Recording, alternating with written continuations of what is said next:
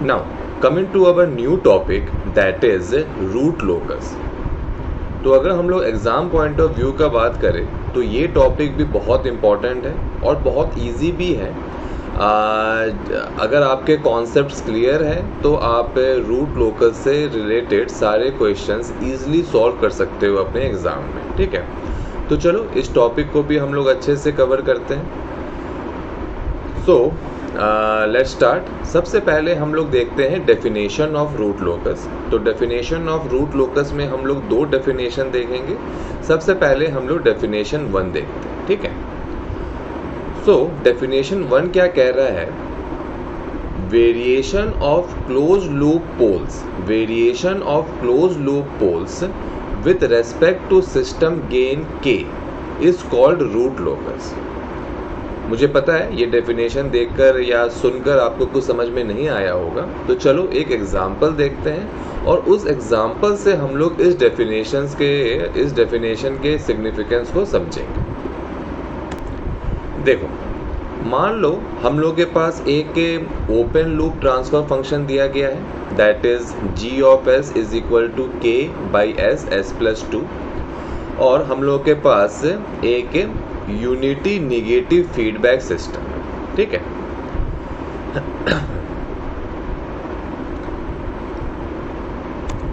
अब चलो मान लो अब हम लोगों को poles of close loop transfer function निकालना है या फिर रूट्स ऑफ कैरेक्टरिस्टिक इक्वेशन निकालना है।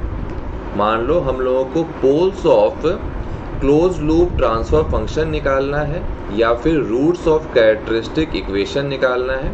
तो हम लोग क्या करेंगे, इस ओपन लूप ट्रांसफर फंक्शन से हम लोग अपना कैरेक्टरिस्टिक इक्वेशन निकाल देंगे, like this 1 plus G S H S is equal to 0, ठीक है। यहाँ पे जी एस एच एस का वैल्यू पुटअप कर देंगे, तो यहाँ से हम लोग को ये एक क्वाड्रेटिक इक्वेशन मिल जाएगा। इस क्वाड्रेटिक इक्वेशन को अगर हम लोग सॉल्व करेंगे तो देखो हम लोगों को poles of close loop transfer function या फिर रूट्स ऑफ कैरेक्टरिस्टिक इक्वेशन मिल गया।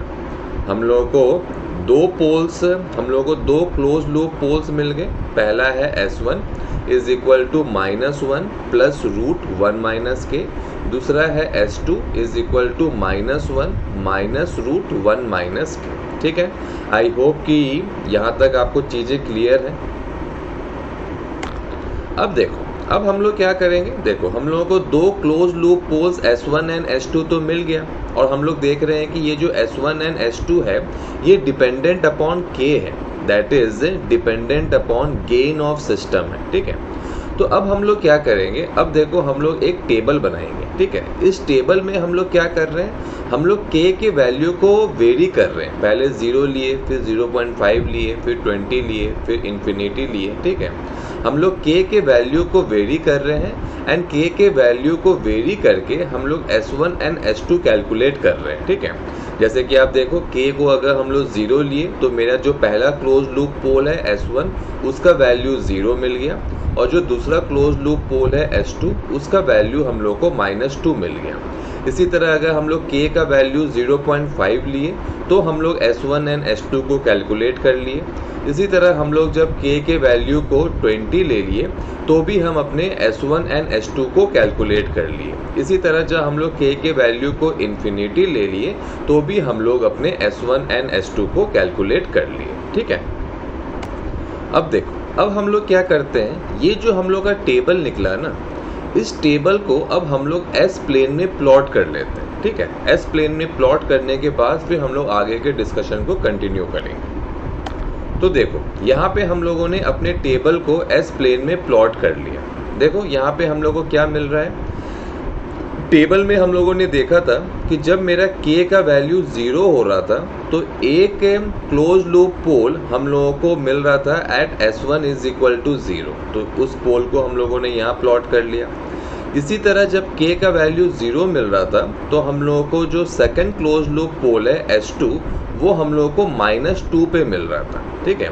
इसी तरह हम लोगों ने देखा था कि जब मेरा K का वैल्यू 0.5 है तो S1 हम लोगों को मिल जा रहा है -0.29 पे, और K जब मेरा 0.5 है तो S2 मिल जा रहा है -1.5 पे, ठीक है। फिर हम लोगों ने देखा था कि अगर मेरा K का वैल्यू 1 हो जा रहा है, अगर मेरा k का वैल्यू 1 हो जा रहा है तो मेरा जो S1 एंड S2 है दोनों सेम पोजीशन दैट इज -1 पे लाई कर रहा है। तो देखो यहाँ पे हम लोगों ने S1 एंड S2 दो पोल यहाँ पे इंडिकेट कर लिया है, ठीक है। फिर हम लोगों ने देखा कि जब मेरा k का वैल्यू 20 है तो S1 मेरा जो पोल है वो अब एक कॉम्प्लेक्स कॉन्जुगेट पोल बन जा रहा है और वो लाई कर रहा है एट -1 + j 4.35। इसी तरह जब k का वैल्यू 20 है तो मेरा जो S2 है वो भी एक कॉम्प्लेक्स कॉन्जुगेट पोल बन जा रहा है और वो लाई कर रहा है एट -1 - j 4.35। फिर हम लोगों ने देखा कि जब मेरा k का वैल्यू इन्फिनिटी है तो S1 मेरा लाई कर रहा है -1 + j इन्फिनिटी पे और S2 लाई कर रहा है -1 - j इन्फिनिटी पे, ठीक है। आई होप कि यहाँ तक चीज़ें क्लियर हैं। तो यहाँ तक हम लोगों ने क्या किया, हम लोग के पास एक ओपन लूप ट्रांसफ़र फंक्शन था। उस ओपन लूप ट्रांसफ़र फंक्शन से हम लोगों ने कैरेक्टरिस्टिक इक्वेशन बनाया। कैरेक्टरिस्टिक इक्वेशन बना के हम लोगों ने क्लोज लूप पोल्स को आइडेंटिफाई किया या कैलकुलेट किया। हम लोगों को दिखा कि मेरा जो क्लोज लूप पोल है वो सिस्टम गेन k पे डिपेंड कर रहा है। तो फिर हम लोगों ने k के वैल्यू को हम लोगों ने k के डिफरेंट वैल्यूज़ को लिया और फिर हम लोगों ने S1 एंड S2 को कैलकुलेट किया और फिर हम लोगों ने इन सारे डिटेल्स को अपने S प्लेन में प्लॉट कर लिया, ठीक है। यहाँ तक तो कोई दिक्कत नहीं है आपको। तो चलो आगे चलते हैं। अब देखो, अब हम लोग क्या करेंगे, अब हम लोग जो गेन k है, ठीक है, जो गेन k है उसके वैल्यू को हम लोग इंक्रीज़ करेंगे फ्रॉम 0 से इन्फिनिटी। अब हम लोग क्या करेंगे, जो मेरा गेन k है उसके वैल्यू को हम लोग इंक्रीज़ करेंगे फ्रॉम 0 से इन्फिनिटी और फिर मेरे जो क्लोज लूप पोल्स के पोजीशन है उसको हम लोग ट्रेस आउट करेंगे। मीन्स हम लोग क्या कर रहे हैं, जो गेन k है उसके वैल्यू को हम लोग इंक्रीज़ कर रहे हैं फ्रॉम 0 से इन्फिनिटी और मेरे जो क्लोज लूप पोल्स के लोकेशंस है उसको हम लोग ट्रेस आउट कर रहे हैं, ठीक है। चलो देखते हैं कैसे कर रहे हैं। तो देखो, ये हम लोगों को क्लोज लूप पोल्स के पोजीशंस मिले थे, ठीक है। जैसे जैसे हम लोग k के डिफरेंट वैल्यूज़ को लिए थे तो हम लोग के जो क्लोज लूप पोल्स के लोकेशन है वो ये हम लोग को मिला था, ठीक है। अब हम लोग क्या करेंगे, हम लोग k के वैल्यू को इंक्रीज़ करेंगे फ्रॉम 0 से इन्फिनिटी और मेरे जो क्लोज लूप पोल्स के लोकेशंस है उसको हम लोग ट्रेस आउट करेंगे, ठीक है। तो देखो, अगर हम लोग ऐसे करने गए तो देखो क्या हम लोगों को कुछ इस तरह से मिलेगा। देखो, क्या हम लोगों को कुछ इस तरह से ग्राफ मिलेगा। देखो यहाँ पे हम लोग क्या कर रहे हैं, हम लोग k के वैल्यू को इंक्रीज़ कर रहे हैं फ्रॉम 0 से इन्फिनिटी और हम लोग अपने क्लोज लूप पोल्स के लोकेशंस को ट्रेस आउट कर रहे हैं। देखो यहाँ पे k का वैल्यू 0 है, यहाँ पे मेरा k का वैल्यू 0 है, ठीक है, ठीक है। यहाँ पे मेरा k का वैल्यू 0 है, यहाँ पे मेरा k का वैल्यू 0 है और यहाँ पे हम लोग के जो क्लोज लूप पोल का लोकेशन है वो है s = 0 और यहाँ पे जो क्लोज लूप पोल का लोकेशन है वो है s = -2, ठीक है। अब हम लोग जैसे जैसे k का वैल्यू बढ़ाए तो देखो, अब हम लोग अपने यहाँ से हम लोग अपने पाथ को ट्रेस आउट करना स्टार्ट किए। यहाँ पे हम लोग अपने पाथ को ट्रेस आउट करना स्टार्ट किए, यहाँ भी हम लोग अपने पाथ को ट्रेस आउट करना स्टार्ट किए। अब देखो यहाँ पे मेरा k का वैल्यू कितना है, यहाँ पे मेरा k का वैल्यू 0.5 है और मेरा जो क्लोज लूप पोल है उसका लोकेशन है -0.29। यहाँ पे मेरा k का वैल्यू हो गया 0.5 और जो दूसरा क्लोज लूप पोल है उसका लोकेशन है -1.7। तो अब हम लोग यहाँ पे k = 0 से हम लोग ट्रेस आउट करके k = 0.5 पे पहुँचे। यहाँ पर भी k = 0 से हम लोग आगे बढ़े अप टू k = 0.5। अब हम लोग जब आगे बढ़े तो यहाँ पे हम लोग को देखो मिला k = 1 और यहाँ पे क्लोज लूप पोल का लोकेशन है s = -1, ठीक है। अब इसके बाद देखो, जब हम लोग k का वैल्यू इंक्रीज़ कर दे रहे हैं 20, ठीक है, तो अब मेरा जो क्लोज लूप पोल्स है वो अब देखो कॉम्प्लेक्स कॉन्जुगेट पोल है। एक पोल यहाँ पे हम लोग को मिल रहा है और एक पोल हम लोग को यहाँ पे मिल रहा है। तो अब देखो मेरा जो ये हम लोग जो अब ट्रेस कर रहे हैं वो अब मेरा कॉम्प्लेक्स कॉन्जुगेट पाथ के तरफ वो मूव हो गया, ठीक है। इसी तरह k is equal to infinity में हम लोग को पोल यहाँ पे मिल जा रहा है and k is equal to infinity में हम लोग को दूसरा पोल यहाँ पे मिल जा रहा है, ठीक है। सो आई होप कि this is clear to you. तो देखो बेसिकली यहाँ पे हुआ क्या कि जैसे हम लोग अब क्या कर रहे हैं कि मेरे जो सिस्टम गेन है k, उसके वैल्यू को हम लोग इंक्रीज़ किए फ्रॉम 0 से इन्फिनिटी, और साथ ही साथ मेरे जो क्लोज लूप पोल्स के लोकेशंस थे उसको हम लोग ट्रेस आउट करते हुए चले। और जब हम लोग ऐसे किए तो देखो हम लोग को ग्राफ कुछ इस तरह से मिल गया, हम लोग को ग्राफ कुछ इस तरह से मिल गया, और इसी ग्राफ को हम लोग कहते हैं रूट लोकस। इसी ग्राफ को हम लोग कहते हैं रूट लोकस, ठीक है। तो जो हम लोग फर्स्ट डेफिनेशन पढ़े थे ना, चलो हम लोग उसको वापस देखते हैं। अब आपको वो डेफिनेशन समझ में आएगा। देखो ये डेफिनेशन क्या कह रहा था, variation of close loop poles with respect to system gain K is called root locus. तो यहाँ पे तो हम लोग देखो वही कर रहे थे। सबसे पहले एक ओपन लूप ट्रांसफर फंक्शन मिला, उस ओपन लूप ट्रांसफर फंक्शन से हम लोग कैरेक्टरिस्टिक इक्वेशन निकाले। कैरेक्टरिस्टिक इक्वेशन निकालकर हम लोगों ने क्लोज लूप पोल्स को निकाल लिया जो डिपेंडेंट अपॉन सिस्टम गेन के था। उसके बाद हम लोग के डिफरेंट वैल्यूज़ पे अपने क्लोज लूप पोल्स के पोजीशन को फाइंड आउट किए, ठीक है। उसके बाद हम लोग क्या किए, हम लोग अपने गेन के वैल्यू को इंक्रीज़ किए फ्रॉम 0 से इन्फिनिटी, और मेरे जो क्लोज लूप पोल्स के लोकेशंस थे उसको हम लोग ट्रेस आउट करते हुए चले। और इतना करने के बाद हम लोग को जो ग्राफ मिला उसे ही हम लोग कह दिए कि it is my root locus, ठीक है। सो आई होप कि आपको जो रूट लोकस का डेफिनेशन है ये समझ में आ गया, ठीक है। अब हम लोग अपने सेकंड डेफिनेशन में आते हैं। तो देखो मेरा सेकंड डेफिनेशन क्या कह रहा है, second definition is more of a kind of generalised definition, ठीक है। देखो फर्स्ट डेफिनेशन में हम लोग क्या बात किए कि हम लोग सिस्टम गेन के को वेरी कर रहे हैं एंड क्लोज लूप पोल्स के पोजीशंस को ट्रेस आउट कर रहे हैं, ठीक है। लेकिन ऐसा ज़रूरी नहीं है कि हमेशा हम लोग सिस्टम गेन के को ही वेरी करेंगे और फिर हम लोग क्लोज लूप पोल्स के लोकेशंस को ट्रेस आउट करेंगे।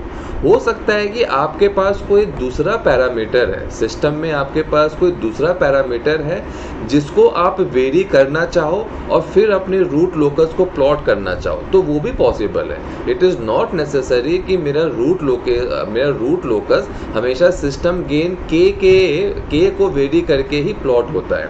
हम लोग अपने रूट लोकस को कोई दूसरा पैरामीटर को वेरी कराकर भी अपने रूट लोकस को प्लॉट कर सकते हैं, ठीक है।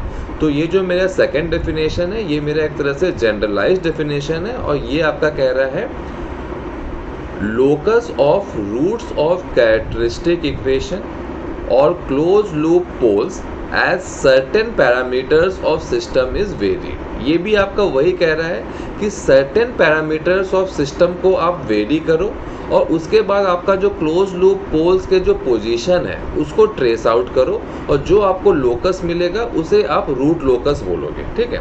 तो फर्स्ट डेफिनेशन क्या था, थोड़ा सा स्पेसिफिक था। ये आपका बता रहा था कि सिस्टम गेन के को वेरी करो और फिर क्लोज लूप पोल्स को आप क्लोज लूप पोल्स के पोजीशन को आप ट्रेस आउट करो, जो लोकस मिला उसे आप रूट लोकस कहते हो। सेकेंड डेफिनेशन एक तरह से जनरलाइज्ड डेफिनेशन है। इसमें आपको कह रहा है कि आप कोई भी पैरामीटर को वेरी कर सकते हो और फिर आपका जो क्लोज लूप पोल्स के जो पोजीशंस है उसको ट्रेस आउट कर सकते हो, जो आपको लोकस मिलेगा उसे हम लोग रूट लोकस कहते हैं, ठीक है। I hope this is clear to you. अब चलो आगे चलते हैं। तो अब चलो हम लोग ये देखते हैं कि रूट लोकस तो हम लोग बना लिए, ठीक है। रूट लोकस तो हम लोग बना लिए, तो अब रूट लोकस बना के हम लोग क्या करेंगे, तो अब हम लोग ये देखेंगे कि हम लोग रूट लोकस से कितने सारे इंफॉर्मेशन निकाल सकते हैं, ठीक है। तो चलो वन बाय वन ये सारे इंफॉर्मेशन को देखते हैं। तो देखो ये हम लोग के पास रूट लोकस था, ठीक है। ये हम लोग के पास रूट लोकस था।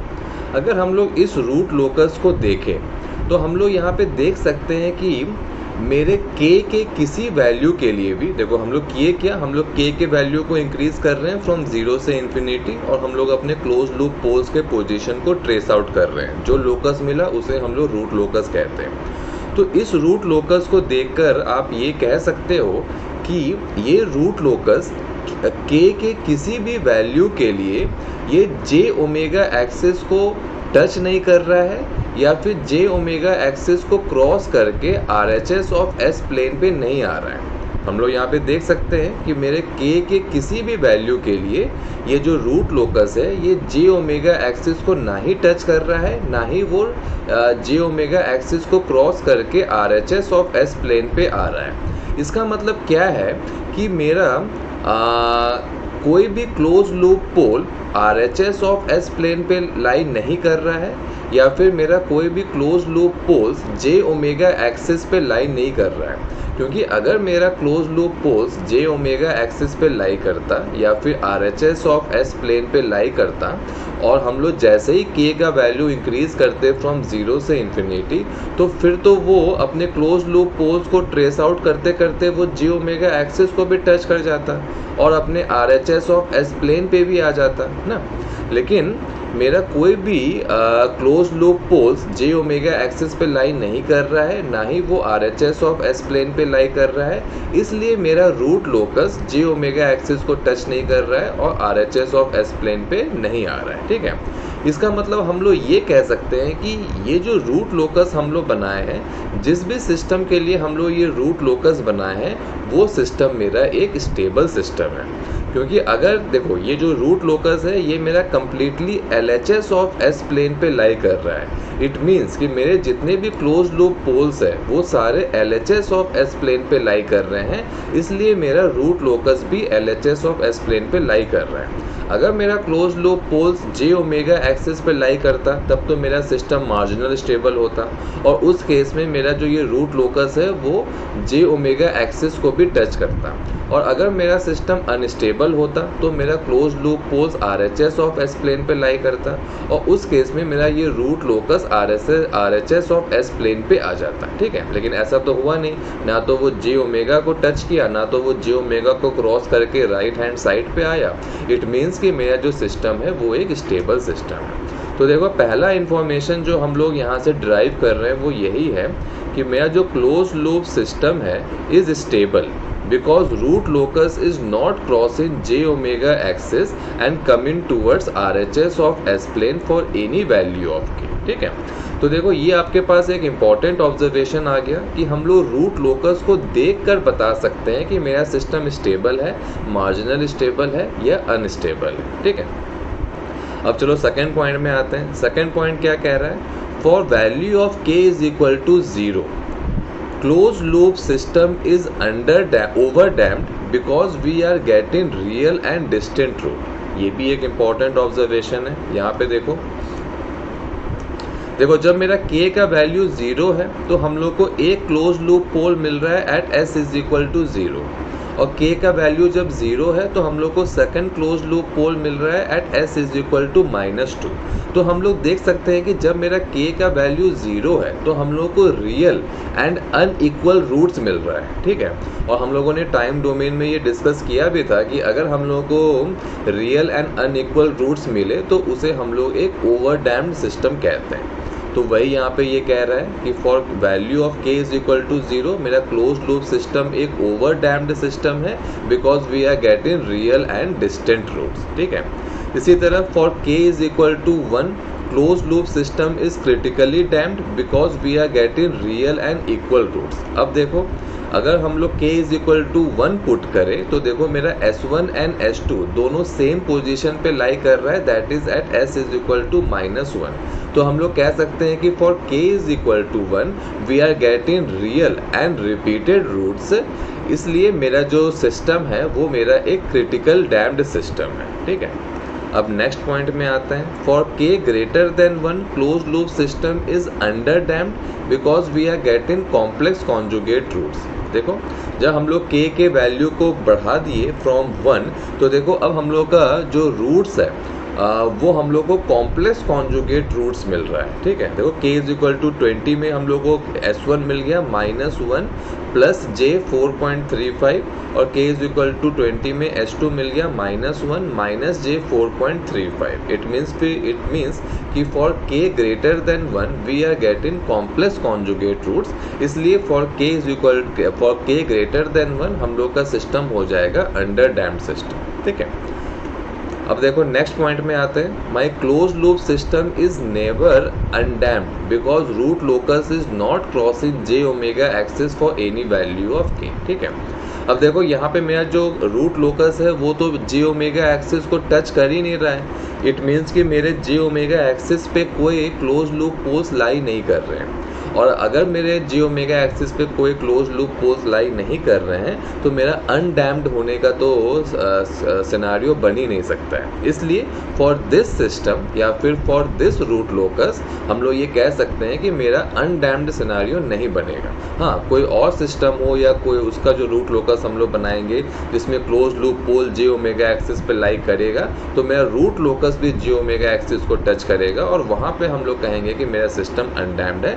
लेकिन फॉर दिस सिस्टम जो अभी हम लोगों ने एग्जांपल में लिया है, इसके लिए मेरा अनडैम्ड सिनेरियो क्रिएट नहीं हो रहा है, ठीक है। अब चलो नेक्स्ट पॉइंट में आते हैं।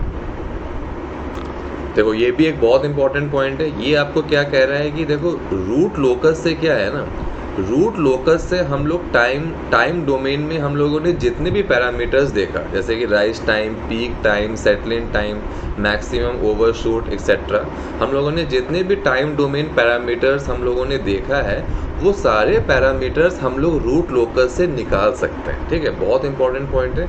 इसको थोड़ा सा और देखते हैं कि किस तरह से हम लोग रूट लोकस से टाइम डोमेन पैरामीटर्स को निकाल सकते हैं। तो देखो ये हम लोग को रूट लोकस मिल रहा था, ठीक है, ये हम लोग को रूट लोकस मिल रहा था।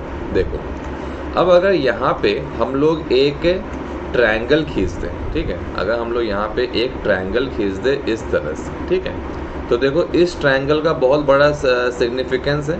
हम लोगों ने टाइम डोमेन में ये ट्रायंगल देखा भी था कि इस ट्रायंगल से हम लोग क्या क्या इंफॉर्मेशन निकाल सकते हैं। तो देखो अगर हम लोग देखो ये ट्रायंगल खींच दिए तो देखो ये जो हाइपोटेनस है ये हम लोग को बता रहा है ओमेगा एन का वैल्यू। ये जो हम लोग को परपेंडिकुलर मिला ये हम लोग को बता रहा है ओमेगा डी का वैल्यू, ठीक है। ये मेरा फाई है, ठीक है। कॉस फाई से क्या मिल जाएगा, देखो कॉस फाई हम लोग को दे देता है जीटा। तो हम लोग देख रहे हैं कि इस रूट लोकस से हम लोग को क्या क्या इन्फॉर्मेशन मिल गया। हम लोग को जीटा का इन्फॉर्मेशन मिल गया, ओमेगा एन का इन्फॉर्मेशन मिल गया, ओमेगा डी का इन्फॉर्मेशन मिल गया एंड फाई का इन्फॉर्मेशन मिल गया। तो अगर हम लोग के पास ये चार इन्फॉर्मेशन मिल गए तो हम लोग फिर टाइम डोमेन पैरामीटर्स के सारे टाइम डोमेन के हम लोग सारा पैरामीटर्स तो ईजिली निकाल ही सकते हैं, जैसे कि rise time, peak time, settling time etcetera, ये सारा निकाल सकते हैं, ठीक है। So I hope this is clear to you. तो यहाँ तक हम लोगों ने क्या देखा, यहाँ तक हम लोगों ने डेफिनेशन ऑफ रूट लोकस देखा और फिर हम लोगों ने ये देखा कि रूट लोकस से हम लोग कितने सारे इंपॉर्टेंट इंफॉर्मेशंस डिराइव कर सकते हैं, ठीक है। तो चलो आगे चलते हैं।